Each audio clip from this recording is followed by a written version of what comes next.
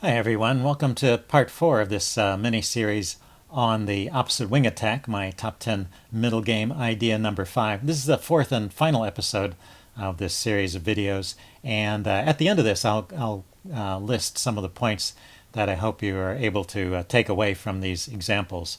But first I have a couple of example games to show you.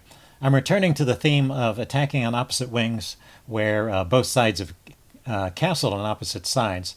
When I first visited this was in part 1, we were looking at positions that came from the Sicilian dragon. Here I want to look at positions that come from the French defense, where we have more of a locked up center. So we have e4, e6, d4, d5, and these are all pretty standard moves: knight c3, knight f6, e5, knight fd7. So we have the locked up pawn structure typical of the French defense, and the pointing rule indicates that white wants to attack on the king side and black wants to attack on the queen side. And both sides start at least by advancing a pawn on their respective side of the board. This f4 pawn push has two ideas. One is to support the center, but potentially it may participate in an attack with a move like f5. And the same thing goes for this pawn on c5. It may trade itself off for the pawn on d4. It is there to help undermine the center, but it also may come forward and cramp the queen side in some cases. Anyway, the game continues: knight f3, knight c6, bishop e3, bishop e7, queen d2. So white's preparing to castle queen side. Black goes ahead and castles at this point, having got all his pieces out. It's actually pretty safe to castle. Sometimes it's you have to think about it first before you castle in the French defense, because sometimes you can fall prey to a quick attack. But this is safe enough in this particular position. So d takes c5 was played. White goes ahead and trades off this c pawn. Black takes back with the bishop, and then white plays knight to d4. So it's an interesting way to play, not the most common way. Normally white would just castle right away, and black would continue with queen to a5. But well, I guess white is offering the knight in trade instead of the bishop in trade. Let's see, black doesn't trade right away but plays a6, and white castles queenside. That keeps the knight. a6 is a useful move, keeping the knight from coming to that b5 square. And then black decides to trade. This is an interesting choice. You have to always think about who these trades are favoring. It is eliminating one of the pieces that white had in the center, and that knight can be a strong piece. So getting rid of the knight, but leaving white with the bishop pair, which may be a long-term advantage. But I think this helps black get a quicker attack going. So b5, ready to start pushing those pawns, and h4. White counters with a pawn push on the queen side. Chess Engine actually did not like h4. It wants to play bishop e3 and preserve the bishop pair. It thinks that's an advantage for white, wants to hold on to it. And then after a move like queen a5, the game could go like this: say king to b1, keeping these pawns defended and making room for defense of the c pawn, which may come under fire on the open c file. And then if b4, this knight can drop back to e2, where it has the potential to come back to the d4 square, a good square for it. It needs to. It's going to have to move again and get out of the way of the bishop. But anyway, that seems to be fine. h4 maybe is a little bit slow. It takes a little bit longer for white to get an attack going. These pawns are just further back, or the targets are closer over on the queen side. Because b4 played immediately, hits the knight. The knight went to a4, and black follows up with queen a5. You know, the knight could have gone to e2. This is also a way to play it. Knight to e2 and a5. Black would still, I think, have some dangerous threats over here, because these pawns are coming quicker than you can see the pawns on the queen side. But I think this should still be playable too. Anyway, knight a4 was played, and black followed up with queen a5, hitting the loose knight. So b3 was played, and that was the intention. I've seen this kind of setup before. Actually, I've played this way myself. It's sometimes okay. And then black decides to trade again. He takes off the bishop. Knight takes and queen takes. So white no longer has the bishop pair as an advantage. And if we look at the remaining pieces after the trade, this knight can't really go anywhere. Notice that these two squares are covered by the knight and the queen. So it actually has no moves. And these pieces are not yet really participating. I mean, white's hope is that eventually these pawns will come forward and far enough that this rook will be activated in place, and the bishop maybe will come to one of these squares to look out on the king side. But this is a case where white's attack is just a little bit slower. Black has some unwinding to do too. He's got to get his bishop in the game, but it just takes 2 moves. Its bishop is coming to c6, and that'll have some impact. And notice this bishop c6 idea was also played in the Rubin Fine game, so it seems to be a good square for that piece. And now here's where white makes a fatal mistake. Kind of early in the game for a slip like this, but that happens sometimes.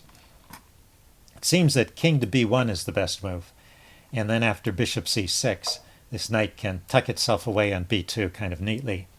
And yeah, it looks maybe a little bit awkward there. If black could somehow get rid of this pawn and pile up on the a pawn, that would be good for black. But, well, this pawn is in the way, and there doesn't seem to be any easy way to get rid of it. So it seems like the attack is not breaking through, and there's time to maybe reroute this knight to a better square. So he just seems to be holding on okay for white. Instead, white played the move king b2, which eliminated that retreating possibility for the knight, and black follows up with bishop to c6.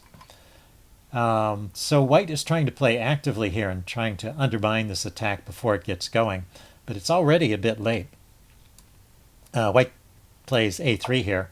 This also is violating the rule that says you don't move pieces move the pawns in front of your king when you're under attack.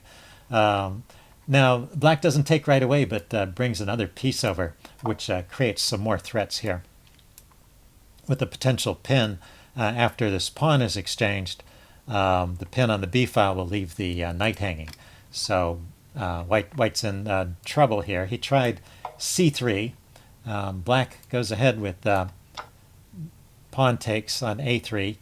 And as I mentioned, the king has to get away from the b file. This knight is just hanging at this point because of the pin. So he goes ahead and takes the pawn, and then black plays the move rook takes b3 check, and white resigns. So a pretty nice finish to that game, and an interesting position. So if you want a little tactical exercise, I'm going to explain this in a minute, but if you want a tactical exercise, you might want to pause the video here and try and figure out exactly why white resigned. What are the following moves? Okay, I'm giving the answer away now. First of all, you have to look at what happens if the king just walks away, because, well, so far he's just down a pawn. So if the king steps away, though, black is just going to take this knight, and then black will be up a piece, and the king will still be under fire, and when the a file opens up, he'll get mated pretty quickly. So that is not an option. The only way to try and refute this is to play king takes b3, and then after this, if you were thinking about it previously, this is the key move you needed to spot. It is bishop takes a4 check. And so this is a case where the piece can't be taken. If the queen takes the bishop, then we have knight to c5 check, and black wins a whole queen. So at that point, it's rook, knight and queen versus rook, bishop, rook. Yeah, so up a rook for a queen. So that is winning, and probably mating pretty shortly too.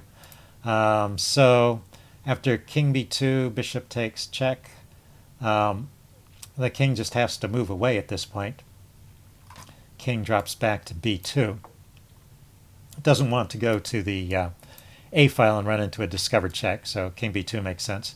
Now rook to b8 is the nice follow-up. Once again, the king doesn't want to go to the a file and get mated or get subject to a discovered attack, so the king drops back to c1, and the crushing blow is knight to c5 again.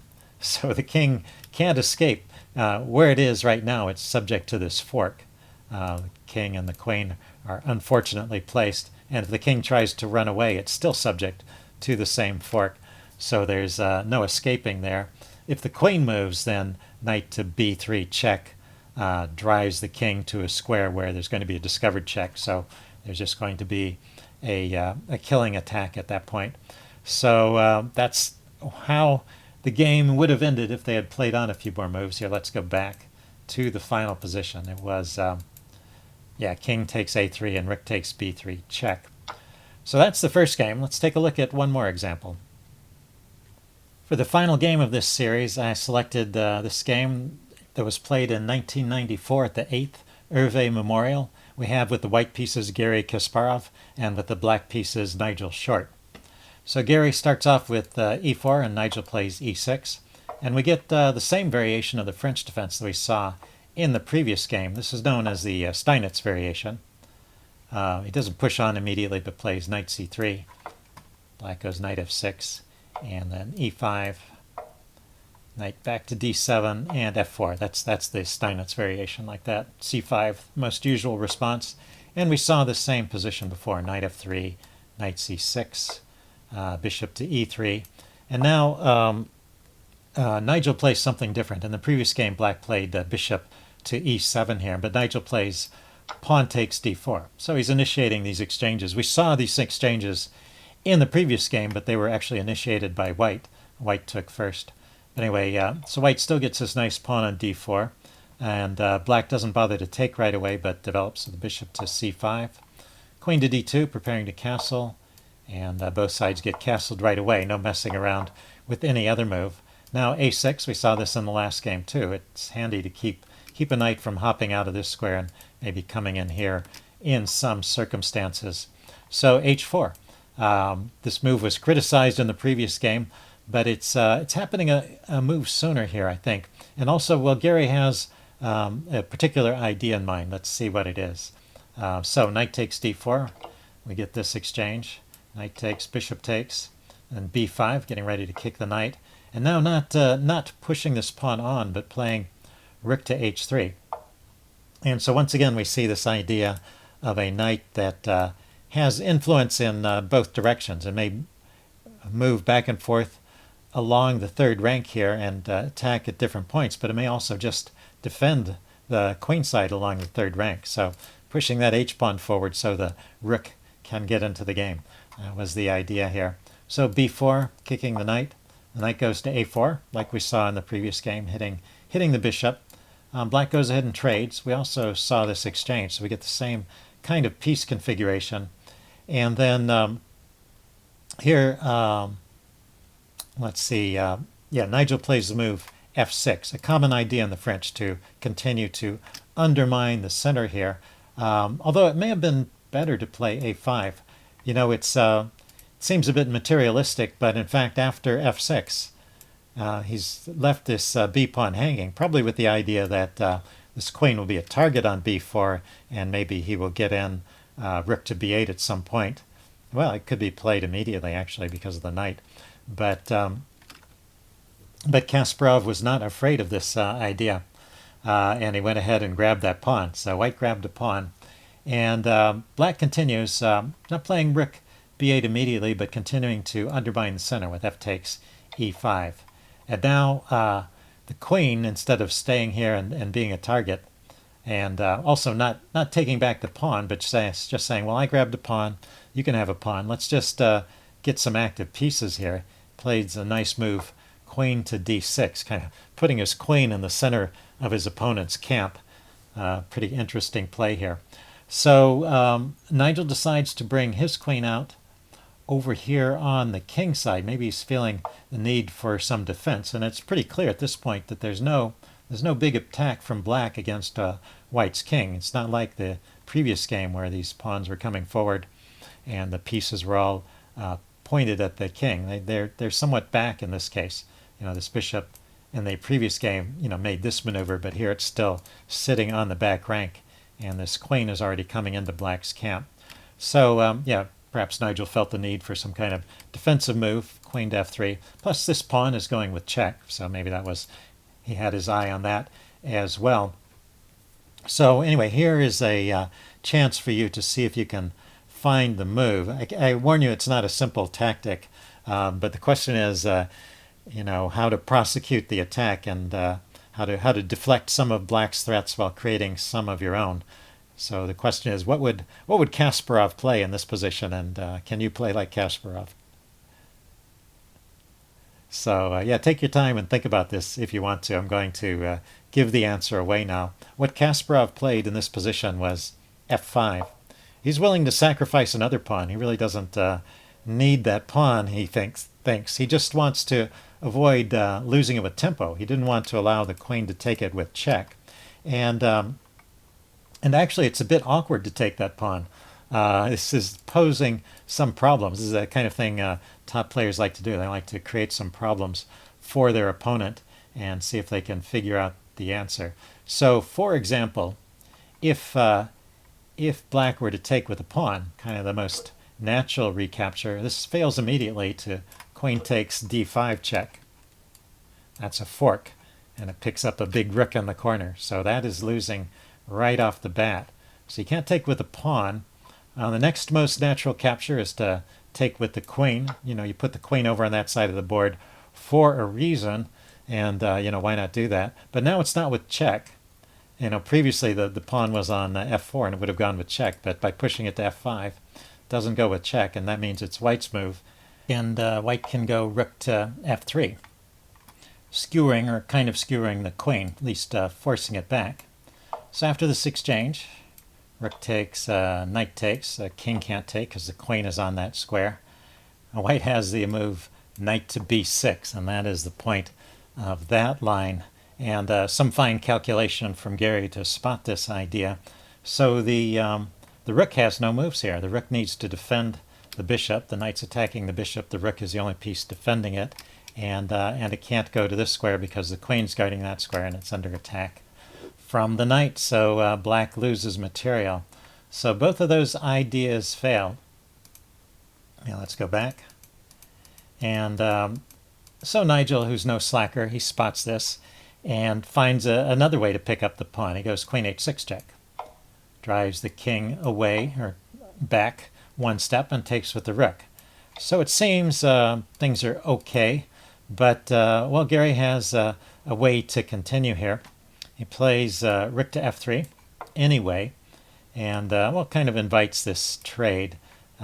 Nigel takes, Gary takes back, and then queen to f6, kind of getting the queen back into the game. Notice that this pawn is under fire, so there was no opportunity really to grab the h pawn there.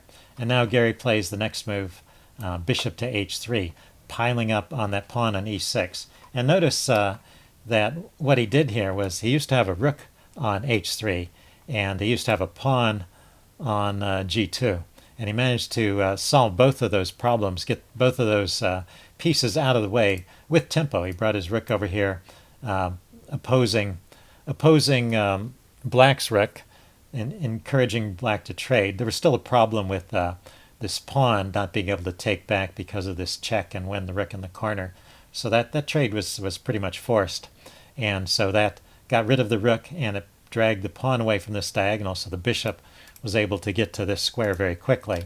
So now the e6 pawn is under fire.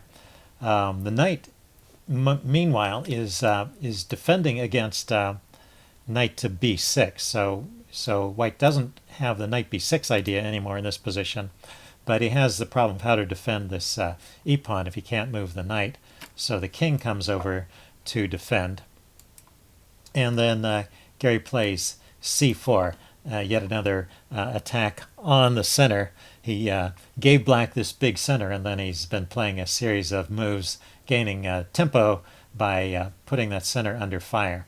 So he's doesn't mind sacrificing another pawn. He's down 2 pawns at this point, but he's created such a wreck of Black's pawn structure that it's more than enough compensation. Well, that combined with the fact that Black's king is a bit exposed and his pieces are in terrible shape here. And also, when you have these doubled pawns and these isolated pawns, there are these nice squares in front of them that can be occupied by minor pieces, and this knight is headed for that e4 square. So anyway, queen to e7. Nigel plays queen e7, trying to get a trade. Gary doesn't want that. He moves the queen with tempo, hitting the rook, so the rook steps aside to b8. And then he plays knight to e4, coming to this great square. So now Nigel tries to activate his pieces. He moves his knight out to b6, now that White's knight is no longer threatening to come in there. And Gary plays knight to g5 check. So from the e4 square, it's transferred over to the king side, where it's putting more pressure on the center and harassing the king. King drops back to g8. So this is losing the e6 pawn, but Gary actually is not interested in taking that right away. He plays queen e4.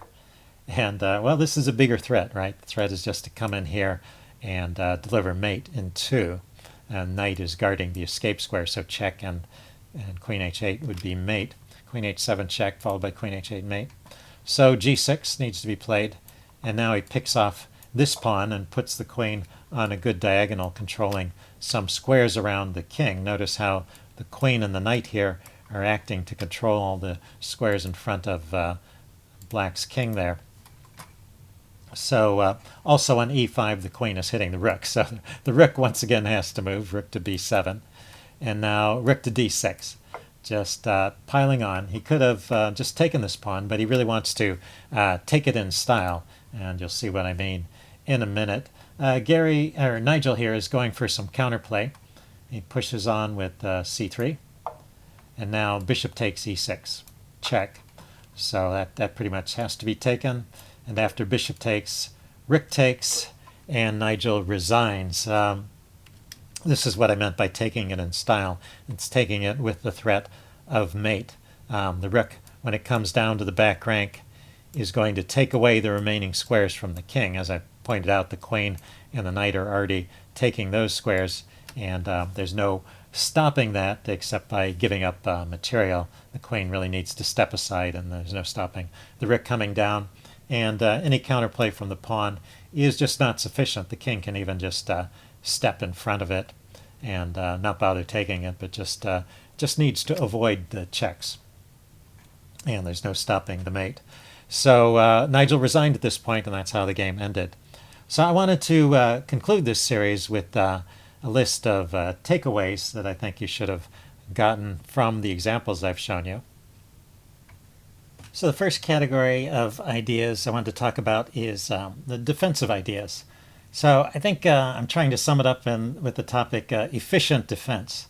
So if you have a piece which both defends and also can be used in the attack, and there are long-range pieces that are very good at this, the bishop and the rook in particular, if you can place them in such a way that they defend along a rank, for example, in the case of a rook, as well as attack along a file, or in the case of a bishop can be anchored defensively against some pawns, but then still be pointing towards your opponent's king. You want to organize your defense as efficiently as possible. Use the minimum amount of effort to defend, and whenever you have the chance, if you can have the same piece be defending and attacking, that's an added bonus. You can use counter threats to defend. It looks like your opponent is making a threat against you. If you have a bigger threat to make against your opponent, you can use that to distract him and keep him from carrying out his plan of attack. And then when you do need to make a purely defensive move, look for those moves that really secure your position for a while and leave your opponent without any way to make really strong threats. We saw in the Bobby Fischer game, he made a couple of defensive moves at the beginning before he launched into his attack, and his opponent was never really able to get much going against him. A second point I wanted to make was that the initiative is really critical in these positions. You have both sides are attacking, and to some degree they're just sort of ignoring what their opponent is doing. And if your attack breaks through first, particularly when your target is the king, that's a huge advantage. So you keep making threats. You try to get your pieces there first, and you keep making threats to maintain the initiative. And you can also use pieces as well as pawns to try and break through and open up lines against your enemy king. It doesn't always have to be about the pawn storm. And then the third topic I wanted to talk about was pawn structures, just a little bit. The pointing rule is something to keep in mind when you have these locked pawn structures. But the other thing I wanted to point out about the blocked center, when you have to work around the blocked center, it slows you down in terms of bringing your forces from one side to the other. So it sort of encourages you to channel your attack along one side. But it can sometimes be fragile, so you want to be careful not to rely too much on that center staying closed all the time. A surprise move may open it up, and then you're suddenly exposed to an attack. So it can be useful to block up the center, but you can't always rely on it. And then the last topic I wanted to talk about is sacrifices. We saw a lot of sacrifices in these games, and they came in different categories. The first one is kind of the most normal one. It's those sacrifices that you use to open up your lines against your opponent's king. And these are the kinds of sacrifices you would make in any sort of attacking game. The example of the bishop takes pawn on h3 in the king's Indian defense. And so, yeah, sacrifices that open up lines against your opponent's king are always something you need to look for. Something a little different that we saw in other games was sometimes you play a sacrifice for more of a long-term reason. For example, the exchange sacrifice against the knight on c3 that we saw in the Sicilian games. So you're playing that sometimes just to gain the initiative. If your opponent's pawns are getting there ahead of you, you need to somehow take the initiative away from him before he runs away with the game. And a timely sacrifice can be a way to change the momentum of the game. So a sacrifice just to change or to grab the initiative, and then remember that you have to have that follow-up. You have to be able to keep making threats to keep the initiative. So don't sacrifice willy-nilly, but see if you have a plan scoped out afterwards to follow that up with a series of threats to maintain that initiative. And then the third category of sacrifice that we saw some sacrifices against the blocked center. As I mentioned, that blocked center can be fragile at times, and you can exploit that with putting your pieces on squares that at first glance appear to be protected by pawns, but if you take them, then the center implodes with the pawns piling through, or sometimes you can just directly take one of those pawns out from the center with a sacrifice and then push your pawns through. So those are the three kinds of sacrifices you want to look out for in these types of positions. So that concludes this discussion of the opposite wing attack. Hope you guys enjoyed this. And stay tuned for my top 10 middle game idea number 6, the Maraxi bind. See you then. Bye.